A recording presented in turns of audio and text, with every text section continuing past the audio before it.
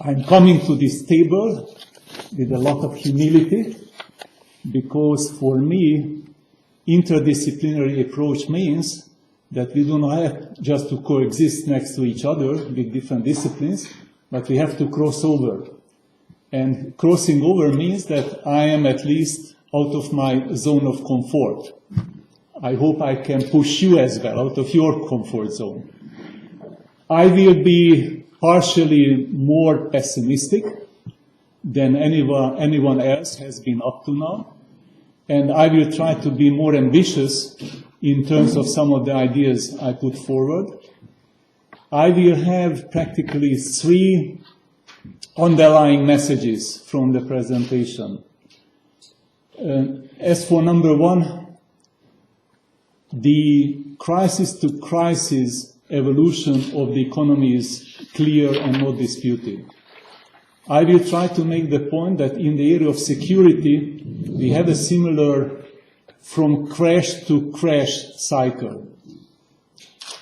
Pushing myself even beyond my comfort zone, I will try to say that there is a potential relationship between how a crash-to-crash economy and how a crash-to-crash security might be interrelated. Okay? And I might try to identify what is a firewire between the two. Point number 2 is that because of this continuum between a crash-to-crash economy and the crash-to-crash security, we cannot afford anymore the crashes emanating from the security area. And I will explain weapons of mass destruction as a context for that. Point number 3 will be a challenge for all of us, that we have to act with imminent action and with ambitious action. And I will speak about a New Deal, a global New Deal, which is affecting the 0.1%. And I will explain the 0.1%. Okay, so these are the 3 points. Let me start with the crash-to-crash in the area of economy and in the area of security. First of all, the illustration of my points would require something which I used on a previous occasion. This is the Schrödinger's cat depicted by Wikipedia. There are too many outstanding experts of quantum physics sitting in the room, and this issue is so complicated, so take it from a diplomat in 2 minutes.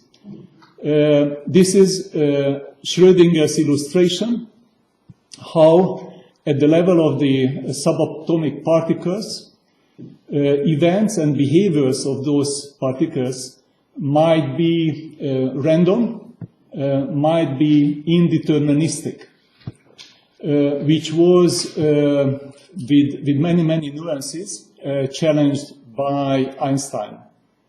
And what is depicted here, 2 superposed realities. One reality is a cat which is not so alive, and the other reality is a cat alive.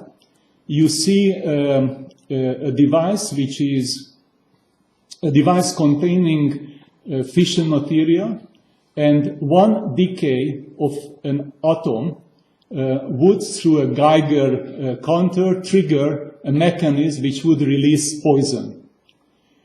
For your information, what I'm trying to show is not a cat, what is there, but us. And how these superposed realities of 2 states, which are practically present at the same time, and as for the behavior determined by a decay of one atom, I'm trying to use it as an illustration for the point I will be making. Okay, that's about Schrödinger's cat. This is about the financial and economic world, and this is a graph taken from a book, which is This Time is Different. Ken Rogoff and Carmen Reinhardt are pointing out that what is behind us 800 years of repeating cycles. They call it 800 years of financial folly. And these cycles are bringing back again and again what they point out, clusters of banking, currency, default crisis with plural, and inflation. And when they are clustering, then you see the peaks. Okay? So B, banking, C, currency, D, default, and I, inflation. A couple of letters of the alphabet are missing, and this is my intrusion in an area where I don't have necessary expertise. I continued the alphabet. The next letter is E, and I would like to call our attention to what I call an existential crisis, derived from the unemployment. Okay, E stands for existential crisis. I would like to go beyond with letter F. F stands for a phase crisis. If you recall the slide shown by Gary, he showed 5 layers of the power. Top, government, military, the laws. Second one, the different areas, economy, business, trade, and transportation. But what was coming after that was the interesting part. He was speaking about the values as the third one, the fourth one as the aspirations. So for me, phase crisis is a problem in that particular layer. Okay? A lack of hope, giving up about the future, because of the existential unemployment and other problems. Okay, that's letter F. I add the letter G to the crisis. Governance. So as a combination of the different elements, one can make the point that there might be a deeper layer of this crisis. The crisis might go even deeper to the level of governance. Okay? And E and F and G are working together, and there's a negative feedback loop of these elements. And then there is an H in my alphabet, and this H is, I think, it's difficult to mention something like this, health, mental health, on a collective level, where practically, a combination of the impacts I mentioned is so much impacting the way people are thinking, and so much impacted not necessarily the part of brain which is working for resolving all the issues we are trying to resolve, but impacting us at the level of raw emotions. Okay? Fear and anger and frustration. This is the heritage we are taking, the legacy we are taking from our ancestors. This is what is linking us to the animal world. And important experts are saying that these emotions and these levels of the psyche are having a preeminence, a precedence over other things.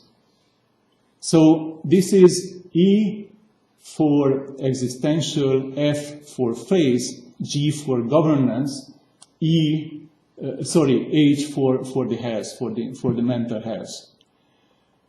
How it is linked to what is called the Great Recession. I think the Great Recession did move deeper than many of the other crises of recent history. So it probably went into this area of the E and F and the G and the H. Okay? And it's extremely important for the points I would like to make, because looking upon the whole situation from a wider perspective, for me, such a deep crisis happened only back in the 1890s, 1910s, okay, if I take a cumulative period, or in the 1930s. Okay, so this is throwing us back to an era which generations do not remember but history books. The economic fluctuation of the cycles is, of course, only part of the message I would like to make. I am putting in front of you an index which is from my own area of expertise, nuclear testing. But I'm putting in front of you that you look upon it as an index as well, okay, with peaks, okay? And the point I'm trying to make that as it is in the case with the economy, in what I call competitive security, there is a phenomenon of overinvestment. Overinvestment at the expense of some of the regulatory tools. And for me, regulatory tools, arms control and disarmament and cooperative security. But competitive security, once it's overheated, it's leading to peaks which hopefully you can see on this slide. If you don't read it, it is 1961. And you see a bit of a peaking in this period of the late 1970s, early 1980s. And if you go to recent history, then you can link some of these peaks in overinvestment peaks to 1962 Cuban Missile Crisis. As for the first half of the 1980s, this is the it was called an ice age, okay, at that time. It was about Pershings and SS-20s and South Korean airliner being shot down, and it was about an exercise which practically was considered by the Soviet Union, a NATO exercise, as a real preemptive first strike against the Soviet Union, okay? 62 and 83, these are peaks of crisis, bubble bursting. I call it the competitive security bubble bursting. But fortunately for us, it was not a fatal global catastrophe type of bubble. Still, the near miss was quite significant because it was perceived not just by ordinary people but leaders as events running out of control. So I am citing one example when Jacqueline Kennedy, the Americans are more transparent about these issues than others, so we are practically punishing the US, depicting from the US history. Jacqueline Kennedy, the wife of Kennedy, on the eve of the most fateful day of the Cuban crisis, went over to Kennedy. He wanted to send away the family, and Jacqueline Kennedy said, "No, I want to die next to you and the kids too."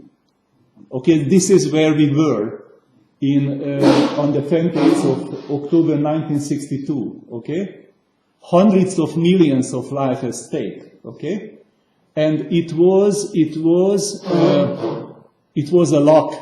It was a piece of luck. It was there was good leadership shown by Kennedy.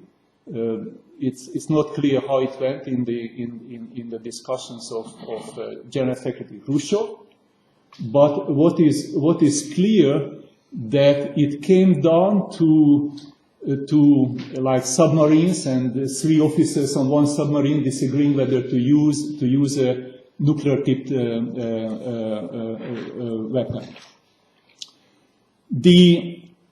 The element which is stemming from this point is again Schrödinger's cat. Okay? Schrödinger's cat is bringing back this notion where we are today compared to those graphs. Okay? And how governance, global governance, is helping us compared to 1983, is helping us compared to 1962.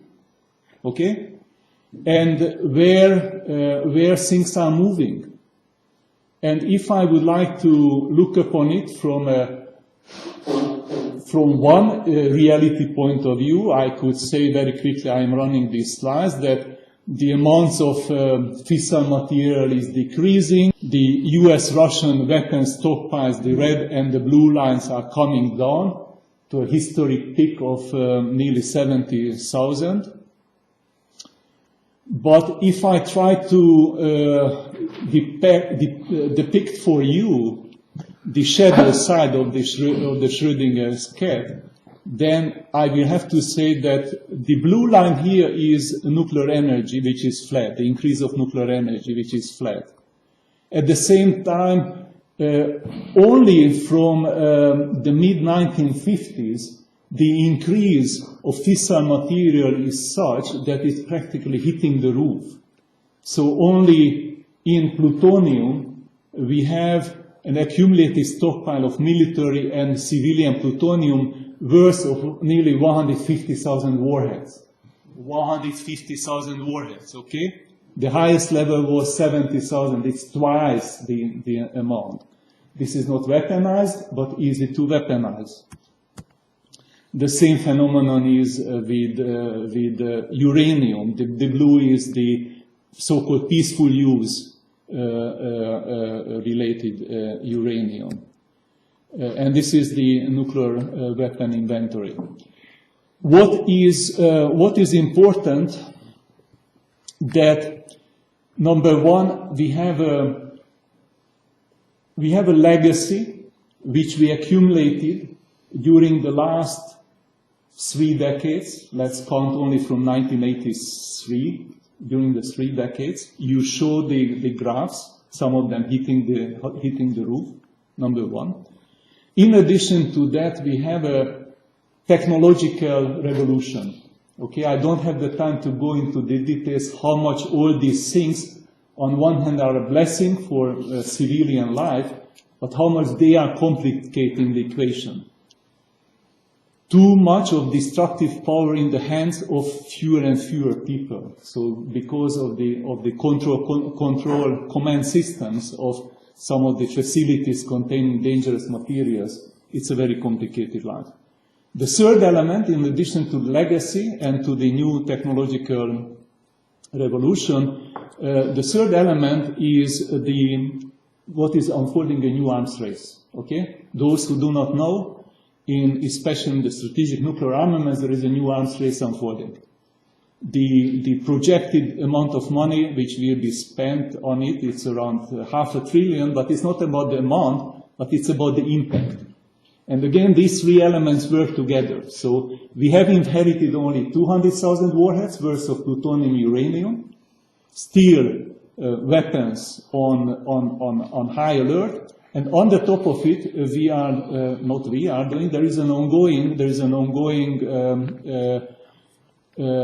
practically renovation of the nuclear arsenals. Where is it leading us in terms of where I would like to move your attention? The crash-to-crash cycle in the area of security. As a result of these trends, we are approaching what I call a super bubble. A super bubble, for me, which is a combination of 3 elements. One is a potential, and this is hypothetical, and this is from a layman, a potential sliding back of the economy in certain defining regions and globally. I call it Great Recession Plus. Okay, the jury is out. quantitative easing is injected in Europe, US is tapering, moving away, the economy is anemic, okay, in too many places. So if you take that there is a continuation of what has been going on in the economy in banking, currency, default, and inflation, okay, the four letters. But if you add to that in the area of those crises I mentioned, the existential crisis, the faith crisis, the governance crisis, and this collective mental health is being impacted even more than up to now, this is creating a potentially dangerous situation coupled with a new arms race. And some of the characteristics of the new arms race I can put in front of you. There are certain countries which are going for hybrid warfare. There are others who are going with high-end warfare. It's not about partitioning blame now, okay? It's about just going through this list of elements which, if work together, again, with the Great Recession plus, with these clusters of deeper crises, then this is what I call a super bubble which is unfolding in front of us.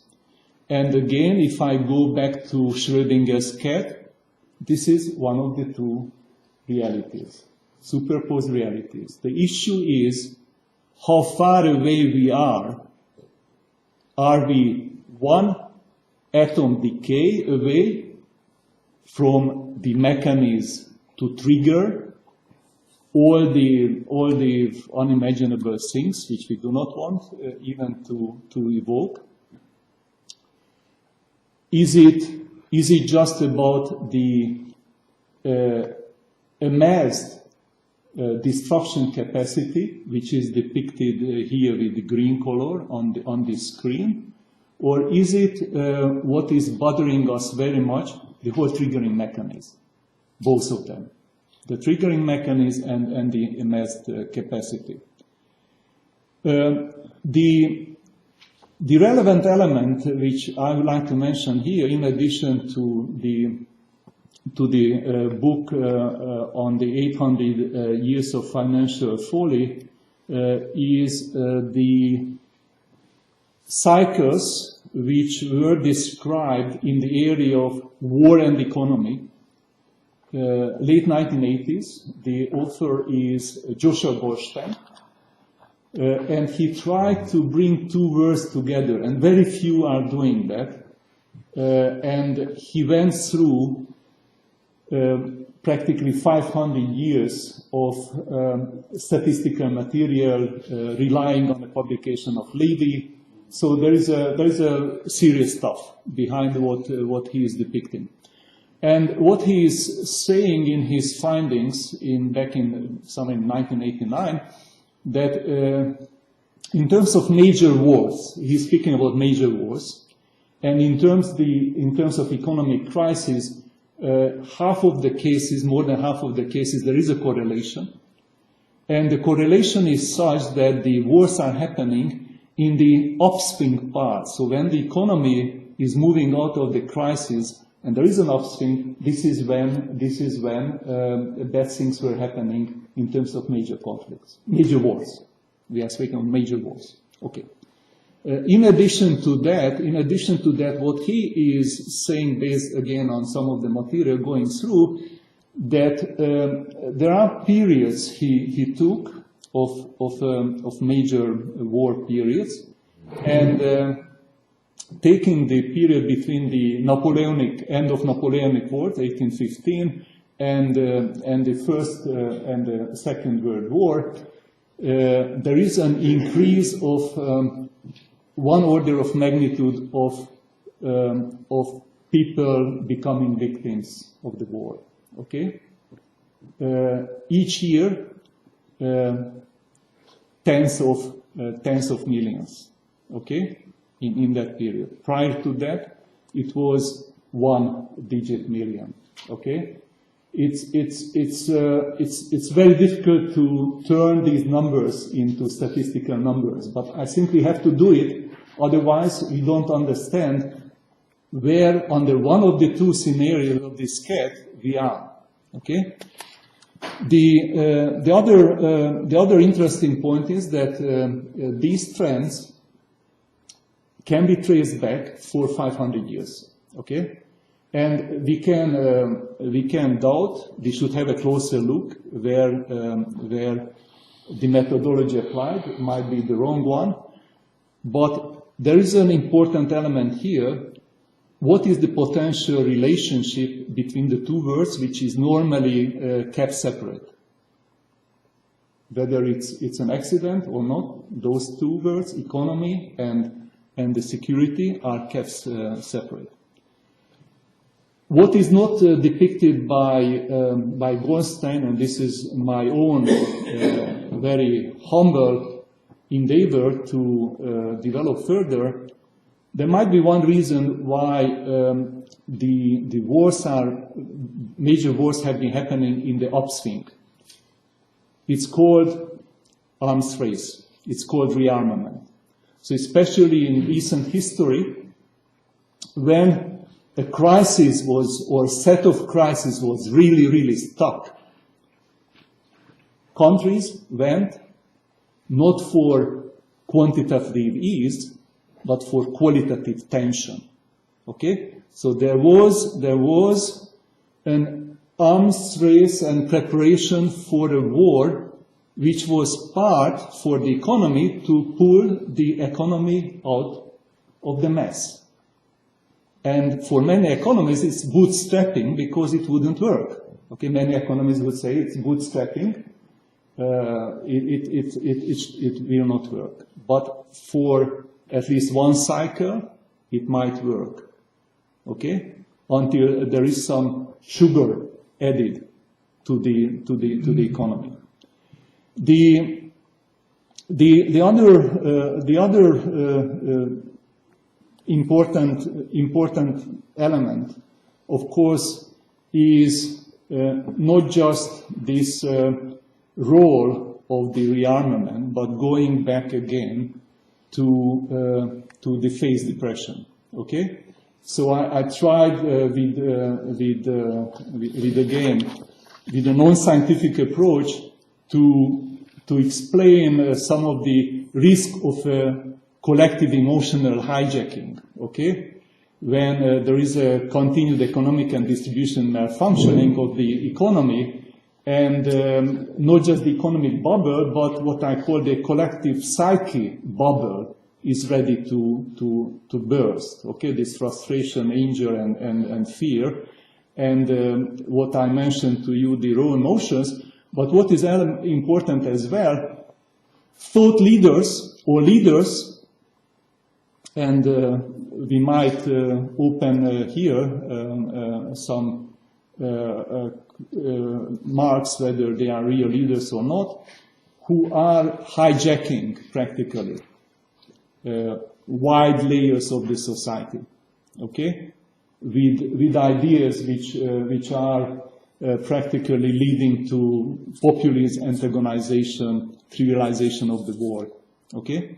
And from that point of view, again, we are not back to 1983. Okay, this was an important hegemonistic battle between two big powers of the time, but this was not reaching this level of the E, F, G, and H, existential, phase, governance, and this health crisis. So what is different, of course, to that period, what I described to you, the weapons of mass destruction capabilities, okay? And we cannot, for that reason, collectively consider rearmament as a part of pulling the economy out of the mess, okay? So it's not possible anymore to find an exit from a situation which looks not just to economists but leaders unresolvable. Why? Because beyond the exit from this economic system, moving to the security, there are the weapons of mass destruction and their shadow. Okay? And what is even more a problem, this, what I call the firewire of these layers of the E, F, G, and H. Okay? It's a firewire. It's igniting what is prepared as a result of the rearmament. Okay? So what is amassed as an explosive, or if you take the cat, what is amassed as a green stuff sitting there in the box is ignited by this crisis of the E, F, G, and H. Because of that, and because of the points I made, my recommendation, and this will sound crazy, okay? This will sound totally crazy, but while we are more pessimistic, for me, more realistic than just looking upon things in a rosy manner, we have to be more ambitious because historically we have failed too many times. And I am careful enough to say this is one of the scenarios. When we are speaking about future, there are many scenarios. This is one of the scenarios. But if things are moving towards that scenario, we have not just a planetary challenge, okay? We have not just an existential challenge, but we have an imminent challenge. So in addition to the climate change, there's the difference. Since I have 0 seconds to talk, let me quickly be on the positive side. So the solution part, I call it a global New Deal. Okay, the global New Deal means that we have to do what on a country basis was done somewhere in 1932 by President Roosevelt in the US. Massively moving people out from an existential situation which they could not bear anymore. Okay?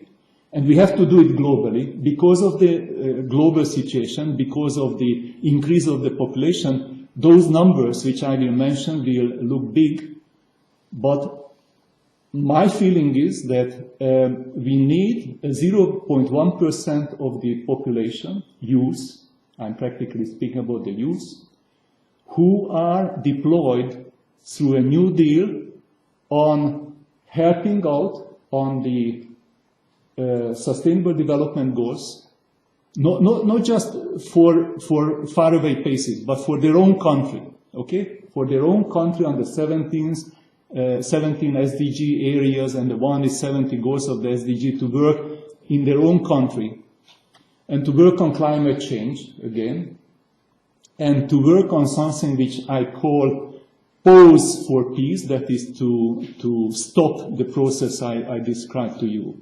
So this is a massive empowerment. Tóth was showing to me a magazine about empowerment. This is the most massive empowerment. 7.5 million people. This is what we are speaking about. 0.1% of the global population. And my belief is that yes, it's possible. I depicted just 3 clusters: academia, business, education, governance, ideas, media, NGOs, religion, and faith. 7 clusters. If you take 100 stakeholders from each area, you can find 100 tertiary universities, you can find 100 NGOs, you can find social media, entertainment, 100 participants. So if we are just doing that, we have stakeholders like the number on the screen. If each and every stakeholder is with the train the deployment is empowering 100 people, and if we do it, this is how we arrive in 4 or 5 years at this number. Okay? We are back to, I have to challenge us, because as World Academy of Art and Science, we are back where Oppenheimer and his friends were in 1961. We are back to square number 1. It's worse than square number 1, because the arsenals are 10 times higher than in 1961. Okay, when Oppenheimer was practically launching the initiative. This is not from 1961. This is from 1945, what is on the screen. But again, the threat is existential, planetary, and imminent. And because of that, the solutions we have to be existential, planetary, and imminent. So 0.1%, 7.5 million in 5 years, and we have to do it. Thanks.